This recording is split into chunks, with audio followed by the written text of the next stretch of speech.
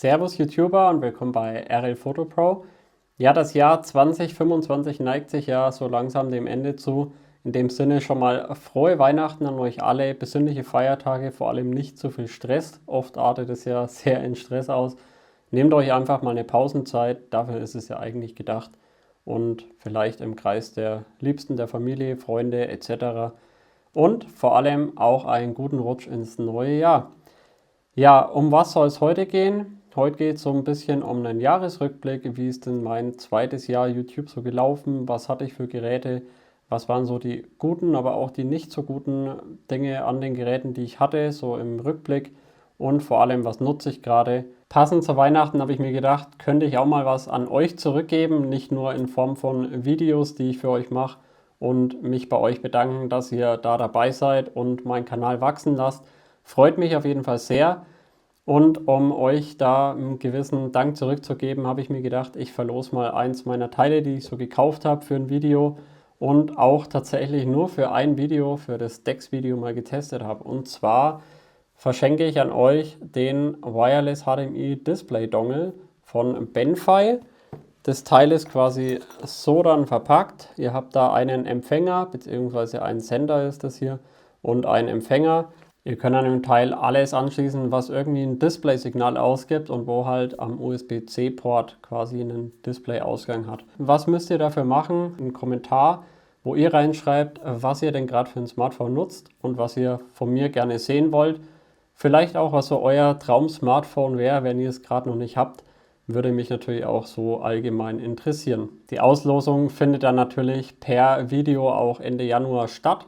Und ich werde da auf jeden Fall, wenn es nicht überhand nimmt mit den Personen, die da teilnehmen, alles auf Zettel schreiben und meine Freundin muss da einen rauspicken.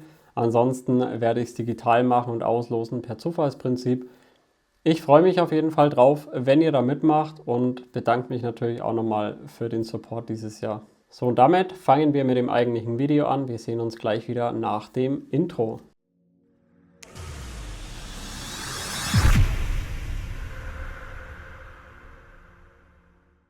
Ja, meine Jahreszahl ist anscheinend diesmal die 10, beziehungsweise wenn man so ein bisschen drüber nachdenkt, 11 eigentlich, weil ich zweimal das gleiche Tablet eben gekauft habe für meine Videos zum Drehen, die Poco Pads. Von daher, wenn man unterschiedliche Geräte, die ich dieses Jahr genutzt habe, nimmt, wären es 10 Stück. So viele Geräte habe ich mir natürlich nicht gekauft, aber ich hatte eben das Magic V2 und V3 noch im Besitz, bevor dieses Jahr das V5 dann kam, was ich eben mir dann auch geholt habe.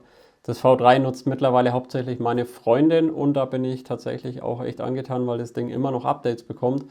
War ja nie irgendwie so richtig kommuniziert, ob es da Updates gibt, wie lange etc. Ja, es hat jetzt noch nicht das ganz neue Magic OS, aber ich muss ehrlich sagen, Sicherheitsupdates kommen wirklich fast monatlich und das ist erstmal ein guter Deal.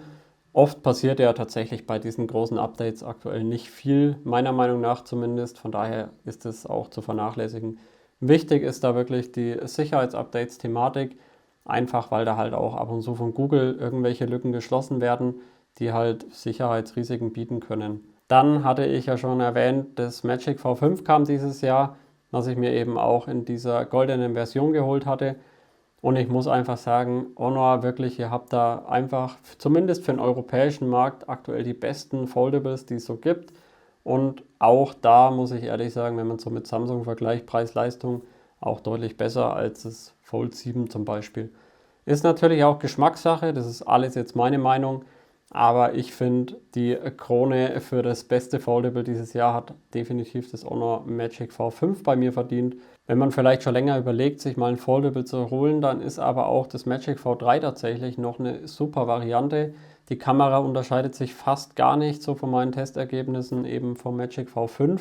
Manchmal fand ich sogar die Bilder ausgewogener und einen Ticken natürlicher als beim Magic V5. Und auch das Foldable an sich ist wirklich super top. Kriegt man auch für echt gute Preise mittlerweile. Von daher ist es eine Überlegung wert und kriegt auch ständig Updates. Also da seid ihr auch auf jeden Fall gut mit dabei. Dann hatten wir Anfang des Jahres auch noch das Honor Magic 6 Pro, was übrigens auch ein super Smartphone ist mit einer variablen Blende. Es hat gute Kameras. Ja, ich finde, die AI greift manchmal einfach zu stark ein. Da hatte ich so komische Artefakte teilweise bei Tieren, irgendwelche Flächen. Das habe ich ja mehrfach auch gezeigt in den Videos, die halt einfach da nicht hingehören. Und auch wenn man das deaktiviert hat, war das nicht immer optimal. Ist aber mit den Updates verbessert worden, bis das Teil halt runtergefallen ist und ich dann entsprechend ein neues Smartphone besorgt hatte. Das war das Vivo X200 Pro, was aber meiner Freundin dann doch nicht so zugesagt hat und jetzt nutze sie halt ein Honor Magic V2. Also mein erstes Foldable von Honor, was übrigens super funktioniert. Die hat es auch schon etliche Male wieder runtergeschmissen mit einer Hülle hinten dran. Vorne ist da kein Schutz, außer eben Displayfolie. Und es hat echt schon einiges jetzt ausgehalten und funktioniert immer noch tadellos. Von daher würde ich sagen, auch so im Alltag ist das Teil echt tauglich.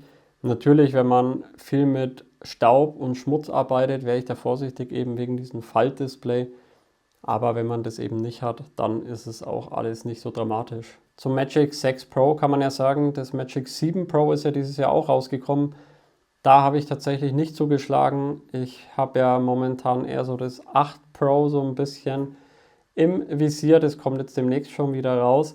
Das 7 Pro hatte einfach meiner Meinung nach zu wenig Verbesserungen zum 6 Pro und teilweise auch bei den Tests, gut wie unabhängig die jetzt sind, weiß man nicht, aber die Kamera teilweise sogar schlechter als beim 6 Pro. Ob es im Alltag wirklich so gewesen ist, kann ich leider nicht beurteilen. Aber ich denke mal, das Magic 8 Pro wäre ein heißer Kandidat für den Anfang 2026. So als erstes Gerät, was da neu dazukommt. Und dann kommen ja auch schon die Samsung-Serien. Und damit haben wir gleich einen guten Übergang. Samsung, ja, Samsung hatte für mich dieses Jahr wirklich viele Höhen und Tiefen, muss ich ehrlich sagen. Das S25 Ultra hatte ich ja auch. Ich muss ehrlich sagen, also diese Kamera, also die sind da im Vergleich zu einem Xiaomi 15 Ultra oder, ja, ist zwar nicht in Deutschland verfügbar, aber Vivo X200 Ultra oder auch das Pro sogar, meiner Meinung nach deutlich dahinter. Finde ich ein bisschen schade irgendwie. Samsung könnte da wirklich mehr draus machen. Ja, die haben da nochmal ein bisschen das Display optimiert, dass es weniger Blendung hat und so weiter. Aber halt auch, ja, wie gerade schon gesagt, Kamera nicht wirklich gut geupdatet und auch, ehrlich gesagt, den Akku nicht geupdatet. Ich erwarte mir da mittlerweile schon, dass da mal ein Silizium-Carbon-Akku kommt, der halt auch einfach mehr Ladegeschwindigkeit hat. Ob man es braucht, das ist ja auch immer so ein Streitthema, aber ich brauche es ab und zu, wenn es nicht richtig geladen hat, ich es vergessen habe zu laden, dann muss da schnell mal richtig viel reingepumpt werden. Dann lädt das Ding da mit 25 Watt. Ja, okay. Muss nicht sein, zumindest in der heutigen Zeit, aber ja. Was ich da auch nicht gut fand, ist einfach, dass die Bluetooth vom S Pen genommen haben, um das Teil leichter zu machen. Ja, also auf das Gramm gefühlt, was da fehlt, hätte ich auch echt gerne verzichtet, beziehungsweise hätten sie auch draufpacken können. Das ist, finde ich, eher ein Sparkurs irgendwo, was Samsung fährt, ist zumindest halt meine Meinung dazu. Ich habe es tatsächlich oft genutzt, wo ich diese Note-Serie noch hatte, genau, oder halt die Ultra-Serie von Samsung, einfach auch als Fernauslöser. Das war so mein Hauptding. Ich habe den S Pen so an sich selten benutzt, aber ich hatte halt meinen Fernauslöser immer im Smartphone dabei und das fand ich halt mega cool, gerade für Nacht- und Astrobilder. Wobei, wie gesagt, die sind halt einfach bei anderen Konkurrenten deutlich besser mittlerweile, weil die größere Sensoren haben, bessere Kameras und den Unterschied merkt man einfach. Neu dazu kam dieses Jahr das Samsung Galaxy Z Fold 7 und ich muss sagen, wenn man nur Samsung und die Fold-Serie betrachtet, dann war das natürlich ein riesen Schritt. Also diese Dicke so zu verdünnen auf gut Deutsch, dass es ähnlich ist wie die Konkurrenz und sogar teilweise dünner als ein Honor Magic V5, je nachdem welche Version das man nimmt. Finde ich grandios, zumal da auch ein Lithium-Ionen-Akku drin ist und kein Silizium-Carbon, was halt auch dazu geführt hat, dass einfach die Akkulaufzeit wirklich für meine Verhältnisse zumindest, was ich das Ding genutzt habe, echt nicht gut war. Also ich musste jeden Nachmittag oder spätestens am frühen Abend nachladen, habe mich tierisch genervt und immer mal wieder geärgert, wenn ich da gerade keine Möglichkeit hatte. Ja klar, ich bin Power-User, ich treibe das Ding natürlich ans Limit, nutze das extrem viel. Ja, aber ich finde, es gehört auch irgendwo dazu, wenn ich das auch für euch teste. Und ich habe da natürlich nicht jeden Tag nur getestet, sondern ich habe es auch benutzt, wie ich es immer benutzen würde. Und da war es halt auch nicht optimal. Finde ich ein bisschen schade. Also wie gesagt, da muss Samsung meiner Meinung nach echt nachlegen. Und ja, bin ich mal gespannt, was da in Zukunft oder beziehungsweise 2026 dann kommt. Samsung hat dieses Jahr auch so ein bisschen an der DeX-Schraube gedreht, also diese Desktop-Oberfläche oder Desktop Experience heißt das Ganze ja bei Samsung, die ja schon seit 2017 beim Galaxy S8 eingeführt wurde und wirklich stetig verbessert wurde. Ich habe die auch echt oft benutzt und eben mit Godlock konnte man da auch 4K zum Beispiel einstellen. Das heißt, man konnte das auf hochauflösenden Monitoren auch problemlos nutzen und es war wirklich gestochen scharf. Anders wie bei Honor, da ist ja diese Magic Desktop Oberfläche immer noch, finde ich, so am Rumhadern. Und Google ist ja da auch noch so am Rumbasteln, dass da mal so eine Desktop-Oberfläche kommt. Angeblich mit Samsung mittlerweile zusammen. Vielleicht war das auch der Schritt, warum DeX komplett überarbeitet wurde.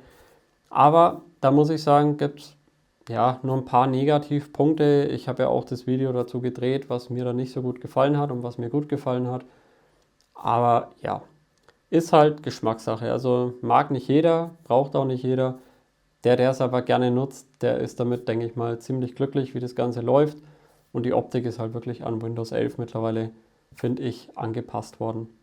Ja, und Samsung hat dann noch so mein Highlight des Jahres rausgehauen am Ende des Jahres. Und ich muss ehrlich sagen, ich hoffe wirklich, dass ich irgendwie in die Hände von dem Ding komme. Average Dad hat es ja auch in seinem Shop drin. Das wird dann so Ende Dezember, Anfang Januar verschickt. Aber Leute, über 4.000 Euro inklusive Zoll und Steuern etc. Ich rede natürlich vom Galaxy Trifold oder Galaxy C Trifold und es ist für mich mein absolutes Traum-Testgerät. Also ich muss mal gucken, wie ich das mache, dass ich mir das irgendwie finanzieren kann. Das wäre der absolute Burner. Ich würde da am liebsten auch so einen Bandtest machen, also das Ding mal in die falsche Richtung biegen, à la Cherry Rig. Aber natürlich, klar, wenn man sich das Teil selber kaufen muss, 4.000 Euro einfach in den Sand setzen, ist natürlich auch keine Kleinigkeit. Von daher wird es natürlich so im Normalen nicht passieren und ich muss auch ehrlich sagen, 4.000 Euro ist mir aktuell einfach auch noch ein bisschen zu viel. Ein Deutschland-Start ist bisher nicht geplant, aber das Teil ist halt für mich der Traum schlechthin als Technik-Nerd. Ja, ein zweifach faltbares Foldable, also richtig cool, richtig flach, auch wenn es aufgefalten ist und ähnlich dick wie das Galaxy Z Fold 4 und 5, wo das auf den Markt kam, obwohl es eben nochmal eine Hälfte mehr hat zum Aufhalten oder ein Drittel in dem Fall. Dann kam so noch mein Highlight, was die Kameras betrifft und ich muss ehrlich sagen, ich bedauere es ein bisschen, dass ich es dann doch an einen Kumpel abgegeben habe. Das Xiaomi 15 Ultra und ich bin mir auch sicher, ich werde mir das 17 Ultra holen, weil die Kamera wirklich allererste Sahne war. Also ganz ehrlich, ich habe da so geile Bilder gemacht, auch Makro, Nacht-Astro-Bilder, richtig geil, wenig Rauschen. Ihr habt einen super Expert-Modus, wo ihr RAW und alles einstellen könnt und super viele Modis habt. Das Ganze hat noch ein bisschen gehadert mit den Voreinstellungen, die man sich da so abspeichern kann, weil da war dann immer JPEG dann, obwohl man es mit RAW gespeichert hat und so weiter. Aber ich denke, das ist Software-Thematik. Inwieweit das Xiaomi verbessern wird in Zukunft, weiß ich nicht. Also ich habe vorab mal meinen Kumpel gefragt, der hat gesagt, es ist immer noch dasselbe, wenn man sich ein Profil abspeichert in der Kamera, ist immer JPEG. Wenn man das dann auswählt, muss man oben auf RAW und dann nimmt er in RAW auf. Ist halt so eine Sache, die mir so im professionellen Bereich nicht gefällt. Da kann man das doch einfach mit reinbauen, dass das RAW einfach beibehalten wird. Ansonsten super geil mit den zwei Telelinsen, das waren 3 und 4,3-fach Zoom. Richtig gut, hat mir echt super gut gefallen und ist für mich tatsächlich, auch wenn ich das Vivo X200 Ultra gerade habe und so mein Daily Driver ist, so viel vorweg schon mal, ist das Xiaomi 15 Ultra immer noch mein absolut bestes Kamerasmartphone, aktuell zumindest auf dem Markt. Ich bin wie gesagt echt gespannt, wie das 17 Ultra kommt. Das wird ja am 25. Dezember laut den Leaks vorgestellt in China und dann irgendwann wahrscheinlich nach einer gewissen Laufzeit halt auch in Deutschland wieder erscheinen. Super spannend auf jeden Fall, was da noch kommt. Gerade kameratechnisch bin ich ja da schon recht angefixt, weil ich halt sonst immer diese riesen Kameras mitnehme mit riesen Zoom-Objektiv und die hast du halt nicht immer parat. Ja, dein Handy hast halt immer in der Hosentasche und du kannst damit halt geile Bilder machen und auch eben schnelle Actionbilder, also schnelle Bewegungen mit einer 1250 oder sogar einer 2000 und die werden immer noch gut mit dem Smartphone. Von daher beste Kombi, wenn ihr ein Kamerasmartphone sucht mit einer meiner Meinung nach besten Kamera aktuell, Xiaomi 15 Ultra. oder wartet eben noch auf 17 Ultra. Da wurde ich tatsächlich auch ein paar Mal angeschrieben in den Kommentaren, ob ich nicht mal einen Vergleich mit dem Vivo X200 Ultra machen kann, beziehungsweise das auch mal testen kann, weil das ist ja so viel besser, etc. etc. Und ja, ich muss ehrlich sagen, in den ganzen Reviews wird es auch immer so dargestellt. Ich würde sagen, die sind halt einfach unterschiedlich. Ja? Also wenn ihr anstatt 24 mm Standard-Hauptkamera wollt mit 1 Zoll, dann habt ihr hier halt eine 35 mm Hauptkamera. Also das Ganze ist ein bisschen zoomiger, würde ich jetzt mal in einfachen Worten sagen. Das heißt, man ist schon näher dran. Das ist manchmal gut, das ist manchmal schlecht. Wenn ihr viele Porträts macht von Personen oder ja, nicht so diesen Weitwinkel immer braucht, dann ist das eine schöne Geschichte. Ansonsten müsst ihr hier beim Vivo halt auf die 14 mm runter und dann, wenn ihr dann nochmal draufklickt, habt ihr 28 mm. Das ist ungefähr so das, was ihr beim Xiaomi 15 Ultra habt. Ist aber halt dann digital schon reingezoomt in die Ultraweitwinkelkamera. Die allerdings den gleichen Sensor hat wie die normale Hauptkamera mit den 35 Megapixeln, was wirklich gut ist, was auch gutes Rauschverhalten bei Nacht ergibt und so weiter. Ja, die Zoom-Kamera, ja, ich habe lange überlegt, ich muss ehrlich sagen, eine Zoom-Kamera haben manche geschrieben, ja, die ist richtig gut, ja, hat 200 Megapixel, ist super detailliert und so weiter. Ich habe mir dann so ein bisschen die Bilder vom Xiaomi 15 Ultra mal angeguckt und ich finde einfach, die ist noch einen Ticken besser. Ihr habt halt einfach dieses Dreifach mit dem Makro, was ihr hier auch habt. Das Makro finde ich trotzdem beim Xiaomi noch einen Ticken besser und schärfer. Ich weiß nicht, ob es die Software ist oder vielleicht doch die Kamera. Aber für mich persönlich hat es halt einfach besser ausgeschaut. Und ansonsten geben sich die Zoom-Bilder nicht viel. Das Einzige, wo ich noch finde, ist, dass die 4,3-fach halt noch ein bisschen rauschärmer ist, wenn weniger Licht da ist, weil das halt einfach nicht digital dann ist, wie man es hier eben beim Vivo bräuchte, sondern es ist halt nativ optisch 4,3. Aber wie gesagt, Geschmackssache. Ich bin auf jeden Fall da echt gespannt, was kameratechnisch nächstes Jahr kommt. Dann hatte ich tatsächlich noch eine Smartwatch, allerdings nicht die, die ich hier trage. Das ist wieder meine alte Garmin, die 2x1, weil die einfach 5 Tage durchhält. Und auch wenn ich dann ab und zu mal fliege, dann kann ich halt da eben meine Flugroute tracken und kann dann entsprechend das Ganze in Garmin in der Software auswerten. Nichtsdestotrotz hatte ich dieses Jahr mal, weil es mich mega interessiert hat und ich die auch irgendwie cool fand und die Hoffnung hatte, dass es bei Wear OS mittlerweile besser ist, eine Samsung Galaxy Watch 2025. Was soll ich sagen? Die Watch super geil. Ihr könnt WhatsApp nativ nutzen. Ihr habt 5G, ihr habt ein super gutes Display, ihr habt NFC, Google Pay, also richtig viele Sachen, die ich richtig cool fand und ich konnte auch über Google Home dann meine Lichter steuern und so weiter. Habe ich auch echt gut genutzt, aber ich weiß nicht, diese Akkulaufzeit, ich denke, das liegt einfach am System, kann ich mir vorstellen, weil natürlich die Hardware ist potent und der Akku ist auch groß, aber es hat bei mir halt einen Tag, 1,5, wenn überhaupt, gehalten. Das war auch der Grund, warum ich die Uhr wieder verkauft habe, weil das einfach nicht so das war, was ich mir so erhofft hatte. Da muss man einfach sagen, da gibt es halt Alternativen, die halten deutlich länger durch wie Amazfit. Meinem Vater habe ich da eine gekauft, die hält bei dem 2 Wochen immer wieder mit GPS-Tracking und so weiter auch. Also richtig bombastisch. Garmin halt hatte auch viele Uhren, die 5 Tage oder mehr durchhalten. Auch bei gleichen Sensoren aktiv und auch immer wieder Tracking und so weiter. Also da gibt es viele Hersteller, die halt einfach mehr Power bringen oder was heißt mehr Power? Einfach mehr Akkulaufzeit für das, was man damit macht. Und ja, muss man halt abwägen. Braucht man die Features von Google Wear OS oder braucht man sie nicht? Wenn nicht, dann holt euch eine andere Uhr. Da seid ihr auf jeden Fall laufzeitmäßig besser bedient. Gut, die Apple Watch habe ich gehört, die ist ja auch nicht unbedingt der Akku-Burner oder in dem Fall eigentlich schon der Akku-Burner, der verbrennt halt den Akku ordentlich. Aber ja, ist halt einfach so, man muss da so, denke ich mal, seine eigene Präferenz dafür finden. Ja, und zu guter Letzt gab es, wie schon anfangs erwähnt, bei mir noch die Poco Pads. Die habe ich mir halt gekauft, um meine beiden Kameras hier im Studio besser bedienen zu können. Und ich muss sagen, das funktioniert tadellos. Ich habe hier nicht in diese ultra teuren Atomos-Displays investiert, weil dafür ist mein Kanal einfach zu klein und dafür habe ich zu wenig Nutzen in dem Fall. Ich bin jetzt auch nicht der Video-Creator für irgendwelche Kinofilme. Ich mache das hier hobbymäßig in meinem kleinen Studio und ja, dafür sind die völlig ausreichend. Ich habe halt einfach die Option, das Ding noch als Entertainment-Tablet zu nutzen, also für Videos, wenn ich irgendwo mal unterwegs bin, unabhängig von meinem iPad, aber das ist halt einfach vom Display einen Ticken schmaler. Das hatte ich ja auch im Video dann schon mal kurz gezeigt. Von daher ist es super angenehm mit den Poco-Pads. Die Displays sind gut und die Schärfe ist gut, die Geschwindigkeit passt und alles. Also für Entertainment, leichtes Gaming, absolut empfehlenswert für den Preis, den man da zahlt. Und ist meiner Meinung nach das beste Tablet, was so Preis-Leistung betrifft, bis 200 Euro im Jahr 2025. Ja, was sind denn so meine Vorsätze dann für 2026? Ganz klar, ich will halt euch wieder weiterhin qualitativ hochwertige Reviews bieten und die sollen halt auch ein bisschen besser werden, noch von der Qualität. Man lernt ja da immer dazu. Das ist dann mein drittes Jahr ab Februar, Ende Februar, was da anbricht für YouTube.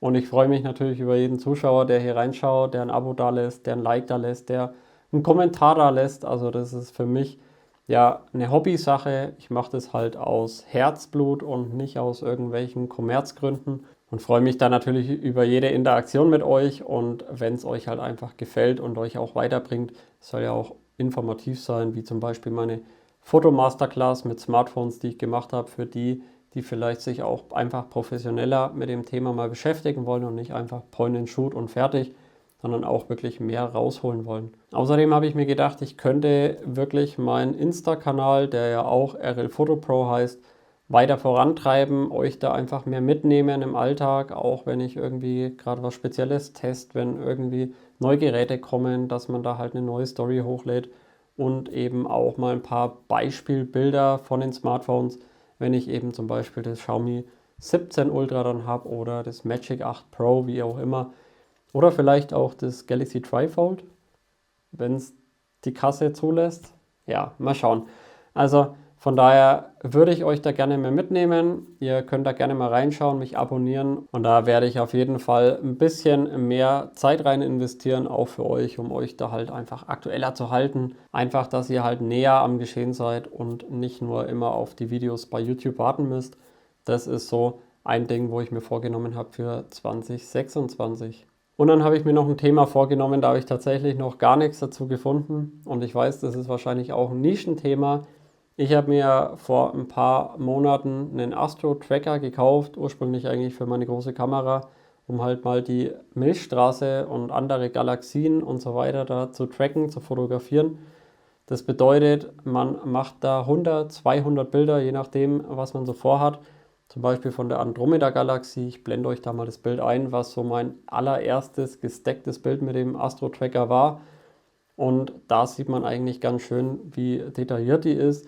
Das ist noch nicht perfekt und so und das ist alles noch so im Ausprobieren. Ich lerne da auch immer viel dazu. Aber mein Ding wäre, da mal wirklich ein Smartphone mit High-End-Zoom drauf zu packen und mal gucken, wie weit kann ich die Smartphones bringen. Und das ist wirklich so die Königsklasse, glaube ich, der lichtschwachen Fotografie. Kriege ich eine Andromeda-Galaxie mit einem Smartphone hin. Mit dem Astro-Tracker und ich sage jetzt mal so 150 bis 200 Bilder, die da zusammengesteckt werden. Ich zeige euch das natürlich dann alles, wie das funktioniert und ob wir da wirklich ein vernünftiges Ergebnis rausbekommen. Also das weiß ich jetzt auch noch nicht. Ist aber auf jeden Fall ein Projekt von mir, wo ich so gerne mal testen würde und machen würde. Und da nehme ich euch natürlich wieder mit. Und wie schon anfangs erwähnt, würde ich mich natürlich auch freuen, wenn ihr eben beim Gewinnspiel mitmacht, einen Kommentar da lasst, was ihr denn für ein Smartphone gerade nutzt, was ihr euch vielleicht für ein Smartphone wünscht, was ihr euch vielleicht auch generell wünschen würdet in der Smartphone-Industrie. Das würde mich ja auch interessieren. Ich habe ja auch so Dinge wie der S Pen soll wieder mit Bluetooth sein oder Samsung soll einfach bessere, größere Kameras verbauen, dass die halt einfach auch der Konkurrenz aufschließen etc. etc. Da würde mich halt interessieren, was ihr so denkt, weil ich halt einfach auch auf eure Meinung zähle. Was mich natürlich auch interessieren würde, ist, ob ihr vielleicht nächstes Jahr schon vorhabt, ein Smartphone abzugraden oder vielleicht auch ein Tablet, was euch interessiert. Dann kann ich nämlich auch eventuell, wenn es wirklich viele sind, die sagen, ja, ich möchte das und das oder ich will mal ein China-Smartphone ausprobieren, was da kommt, wie auch immer, dann kann ich natürlich auch entsprechend vielleicht für euch das Gerät dann kaufen und auch testen, euch Tipps und Tricks dazu geben etc. Von daher freue ich mich auf eure Kommentare. Ich wünsche euch jetzt auf jeden Fall frohe Weihnachten und viel Glück beim Gewinnspiel. Ende Januar sehen wir da eben, wer der Gewinner ist. Und einen guten Rutsch ins neue Jahr mit ganz viel Gesundheit. Und bis dahin, ciao.